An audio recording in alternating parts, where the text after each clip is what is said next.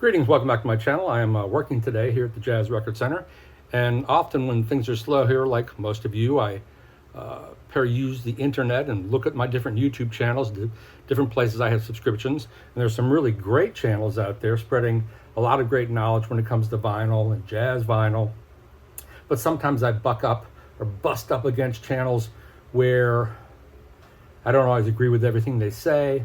And so today's video is rebuttal to a video I saw today. Stop ruining your vinyl experience with this advice. Now this is the channel Joy of Vinyl by Rich Costi, I believe his name is, and he does really great videos. He's much more calm than I am, and he offers really great advice, honestly, to entry-level sort of subscribers who are just getting into vinyl.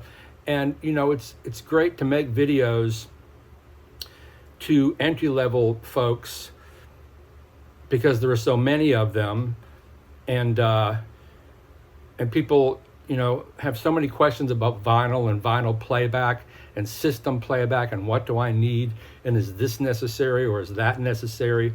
Well, in this video, Rich has a few things that he mentions that he believes are not necessary or things that he takes issue with, and I'll run those down and then I'll get more deeply into them. But as always, please, if you'll like and subscribe my channel, I'd appreciate it. That keeps me doing what I'm doing. Yeah, so let's run down what Rich was talking about. He says, and these are the headlines: you don't need expensive equipment to have a good playback system in vinyl. You don't need an expensive turntable, he's saying. You don't need an external phono stage. The onboard phono stages are okay. He does believe in anti-skate. He says tone controls are fine. And at the end of the video, he says tube swapping, or tube rolling as it's known, is another form of tone controls. I take really big issue with that. But first of all, let me say, and I don't get into this a whole lot because my channel is really about jazz and jazz vinyl. I've reviewed a lot of turntables over the last couple of years, from U-turn theory turntables, which are about $300, all the way to a $30,000 clear audio table and a $30,000 VPI table. I'm about to review an incredible J. Sakura Standard Max Supreme turntable that goes for $36,000 with another $4,000 for the tone arm. And I know people balk and say that's just a bunch of madness, but as in everything in this life, you get what you pay for. And that is true of whether it's shoes or books. And the interesting thing is, turntables and high-end gear in particular, or just all audio gear, really is aimed at specific price points. And in my experience of reviewing all these different turntables, you really do get what you pay for. Recently, I've had the good fortune to review a wide swath of turntables in quality and price ranges for either Stereophile or Analog Planet. Stereophile is both online and a print publication, Analog Planet, which is purely online. And I will list the links to all these reviews I'm going to talk about in the description. But I have reviewed most recently the Project T2 Super Phono, $649. That was a tremendous turntable for that money. That's a real, you know, I wouldn't call it a giant killer, but a machine that really, for $649, they're giving you an awful lot of quality manufacturing. The Gold Note T5 turntable, $1,000. I don't have these in order. A Mitchell Techno Deck for $26.98. Technics SL1200 GR2 for $2,500. Audio Signature Max Neo, $5,000. I've reviewed two Thorns turntables in the last couple of years. The TD1500, which was $3,000. The TD124 Direct Drive, which is $11,500, based on the turntable I own, the Thorns TD124. A Clear Audio Reference Jubilee was $30,000. The VPI Avenger Direct, $30,000. The U-turn Theory was $999 or $1,000. The Record M600, a German-made table, for $1,500. The Soda Quasar for $3,000. And also the EAT C-Dur. I don't have a price for it here. The most amazing thing and the most interesting thing I found in reviewing all these tables was how great the cheaper tables sounded, such as the Gold, and I mean cheap or inexpensive. To me, $1,000 turntable is an inexpensive turntable. You know, if you really If you're a music fanatic and you love music and you love records, it's not just a passing hobby to you. Records aren't something you put on in the background, but if it's something you really care about and you want a machine that will last for years, paying $1,000 is not a lot of money. And the Gold Note T5 I reviewed for $1,000 was great. The U-Turn Theory turntable was good for $1,000, but the Gold Note was obviously better. The Project T2 Super Phono, with its limitations, with the advantages they don't offer, for $649 is just remarkable. My point is, I've reviewed a whole lot of turntables and I've reviewed a lot of stereo gear. Wow, for the last 8 years, actually for like the last 10 or 15 years, but the last 8 for stereophile. So I want to get into a few of these things that Rich mentioned that I just disagree with. He was saying you can get a great system for $300, a U-turn turntable with the inbuilt phono stage, with a $300 pair of amplified speakers. You know, that's fine if you just want a system in your bedroom and you're cooking and you're really not paying a lot of attention to music, or if that's all the money you have at the moment, that's okay. But if it were me, I mean, the first turntables I bought, I had a Bang & Olufsen table. You know, I bought everything used. There's two great websites, AudioGone and also US Audio Mart, where you can find a lot of great gear used. And hi-fi gear is usually kept in good condition because most people want to upgrade. So if you want to start with a $300 system, fine, but don't believe for 1 second that you are hearing what's on your records. I mean, you know, I've played this Jay Sakura turntable a few times at home that I'm reviewing. I haven't really gotten to the review process yet. $30,000, beautiful tone arm. I have a $5,000 cartridge on it, and you would not believe what is in your records when you use that kind of turntable. It is just astounding. And personally, for me, my goal is I want to be in the studio. I want to be in front of these guys or girls, women, when they're actually playing the music. And that's what a turntable tone arm cartridge combination like that does for you. You can hear everything. You'll hear a lot. What you'll hear are things you never knew were on the record. Right now I'm reviewing a Clear Audio signature turntable. It sells for $4,000 without a cartridge. And I've been listening to Beatles 45 RPM singles. Some of these 45s, you know, the Beatles singles, they all had different mixes across Europe, Japan.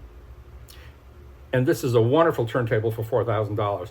The things I'm hearing on these records that I know like my hand is just surprising. You know, little details, depth, the tonality of instruments, the texture of voices, the layering and separation of instruments and vocals. You know, bass extension, scale.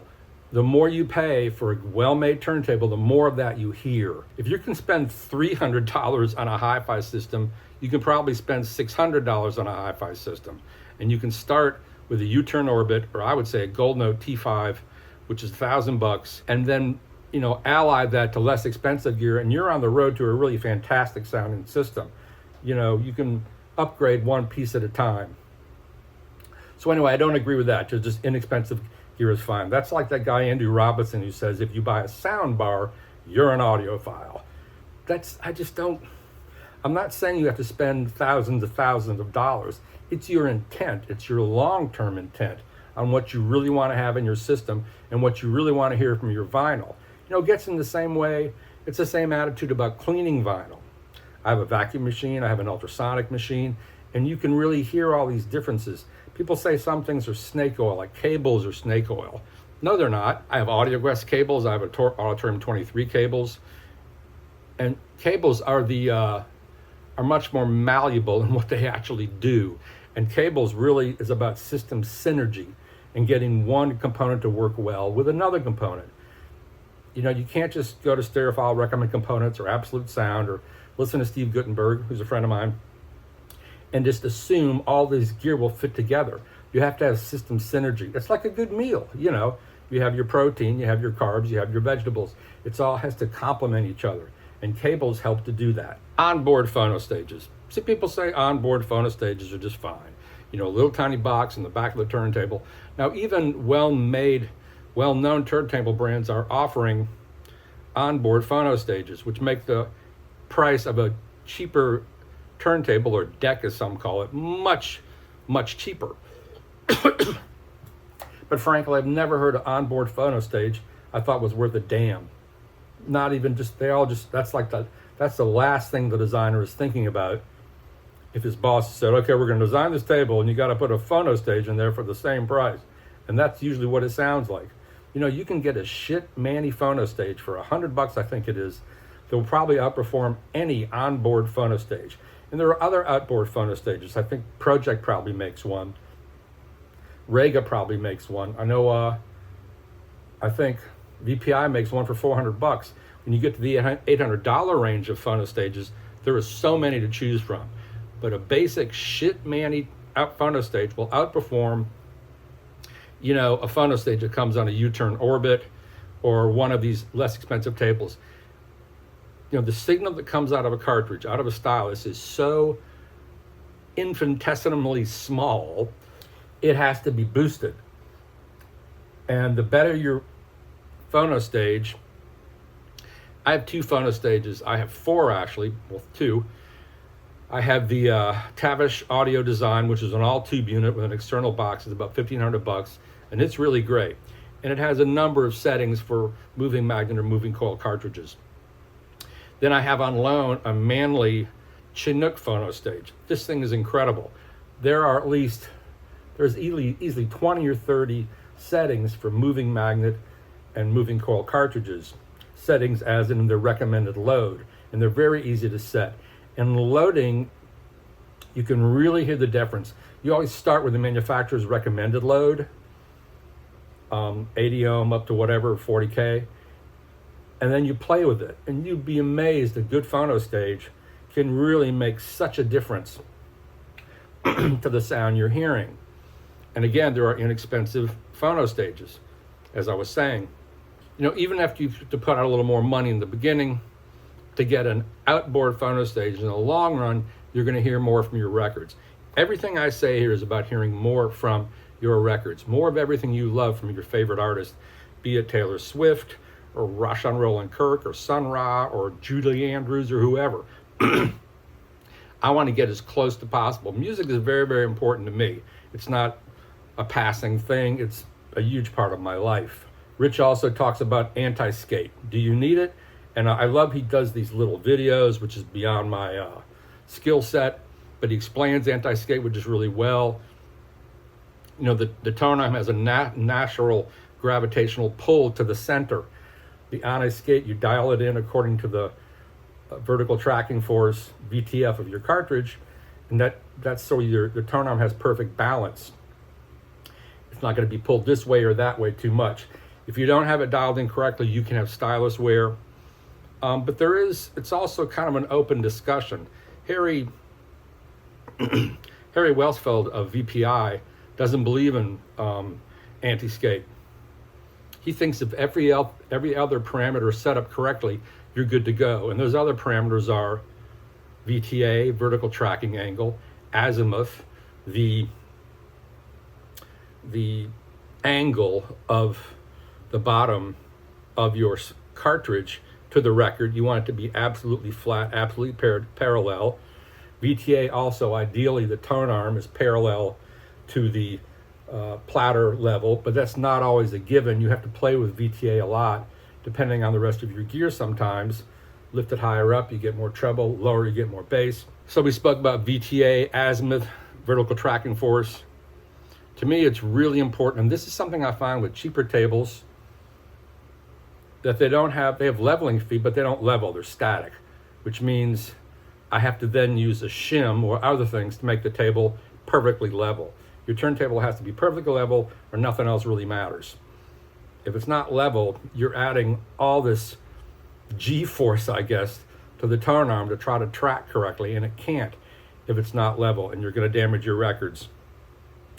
And I've even seen on more expensive tables, such as this turntable I'm reviewing now, the Clear Audio Signature, it has leveling feet, but they're very shallow. You know, I live in a building with crooked floors. I need a lot of give and play, But this is common among leveling feet, unless you're in really expensive turntables. The problem is there, you're talking about a lot more mass, so it's harder to adjust those feet. I almost always end up just putting the feet all the way up and using shims. It's quicker than me trying to level it with these weird feet. But a lot of inexpensive turntables don't have leveling feet. These are all deal breakers for me on any turntable. VTA, azimuth, vertical tracking force. Can I level the entire turntable? Cartridge alignment with a good protractor is absolutely essential. Most turntables today come with like a little paper protractor, and those work. But if you move up the food chain to have a better and better protractor, I use the Dr. Fikert, which is expensive, but that's what Mike Trey uses, and I'm very happy with it. I can dial in exactly the pivot, spindle to pivot distance. I can dial in exactly where it should land on the little null point, the stylus that is. That's an essential thing. Also, a lot of people buy, these little Japanese weight gauges or Chinese weight gauges, which are almost always wrong. I use the Riverstone audio leveling gauge because where you drop or place the stylus to measure the correct vertical tracking force is at the same level as the record. That's really important. If you're too high or too low, that's going to change the weight. It's going to be incorrect. But with the Riverstone, it's right there at the same place as the level of the vinyl will be, so you can automatically dial it in. And it's not electronic. It's about $26. It's cheap or inexpensive, and it works like a charm, and I know it's right. So those parameters are really important. And if you buy a cheap turntable that doesn't have VTA adjustment, doesn't have azimuth adjustment, doesn't have vertical tracking force, there are a lot of Rega turntables where you can't adjust the VTA. They don't think it matters, and Rega makes a great tone arm. But all these things are really essential for great setup and to ultimately get the most sound from your record. Rich also talked about tone controls. He thinks tone controls are just confined. The idea, people, I guess, think audiophiles look down the nose at tone controls. It's not a matter of looking down your nose at them. The more bells and whistles you have on, let's say, an integrated amplifier, an all-in-one amplifier, or an all-in-one receiver. 70s and 80s receivers are criminal for having a million different settings and filters and things to play with. The more stuff that you can push and adjust on the faceplate, that's more stuff in the circuit. That's more stuff in the way. That's more stuff obfuscating the actual signal that's coming out of your source. The amplifier, there's an old phrase that the best amplifier is straight wire with gain, which is a simple conductor, the straight wire that takes the incoming signal, and gain, which boosts the signal so you can then hear it through the speakers. That's why when you get into really high-end stuff, even mid-5, there are no tone controls. And also, just on a conceptual level, even with inexpensive gear, I don't want tone controls. I never use them. Like we have here at the store, we have a Yamaha receiver. It's like $250, and we can hit a thing called Pure Direct, where it just bypasses all the garbage circuitry, all the bells and whistles, so you're getting a much purer sound. And the idea that, the treble's too harsh, so I want to, roll off the treble or whatever your amp does, I want to hear the clearest, most honest representation of either the digital or the analog signal. That's the closest thing to what's on the record. That's what the musicians wanted you to hear. That's what the engineer wanted you to hear. Now, it might be a bad pressing. That might be part of the problem if you're getting sound you don't like. But the more you play with bells and whistles, the farther you're getting away from the original intent of the musician. So tone controls, don't use them. And then finally, Rich talked about tube swapping. And those are essentially tone controls. Nothing could be farther from the truth. Powered tubes, KT88s, EL34s, KT120s, 6L6, whatever, aren't just about tone. That's the power generator for your amplifier if it's a tube amp. But like the whole idea of tube swapping today is that most amps come with Yugoslavian, Chinese, or Russian tubes. And they're fine, they're sturdy, they're well made, But if you ever have a chance to compare a new tube to what's called a new old stock tube, RCA, Sylvania, Tungsol, Brimar, the list goes on and on.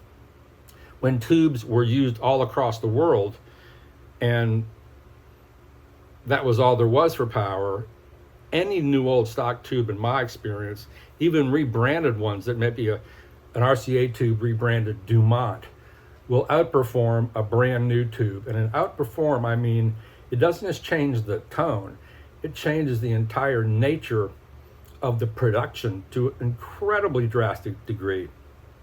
I reviewed a 2A3 amp a while ago, and Herb Reichert lent me some of his RCA 2A3s and as a tube swap, and the difference was just profound. It's way beyond tone. The size of the soundstage changed, the layering of the instruments in the sound stage changed, separation changed, all for the better. And yes, tone improved. And even on a really old tube like that, the bass became much tighter. You know, old tubes made in the 40s and the 50s and the 60s were like muscle cars. They were built to last. This is from an era when things were actually built to last. We live in a society where everything is built to be thrown away so you can replace with something else to satisfy the corporate beast who wants you to keep regurgitating, so their stock shares keep going up. But the point is, a power tube is not a tone control. It's not like a little small adjustment on your integrated amplifier. The power tube is the actual nuts and bolts, the heart of your amplifier. These are all recommendations to me that you should keep in mind and not dismiss. Now, I understand making a video to appeal to a lowest common denominator, you know, to people who are just starting, to get the highest numbers on your video. I understand it. But there's also misinformation and there's truth and facts. And I don't have any axe to grind. I don't review gear on this channel. I just talk about records. But I've reviewed an awful lot of turntables. And trust me, you get what you pay for. Thanks a lot.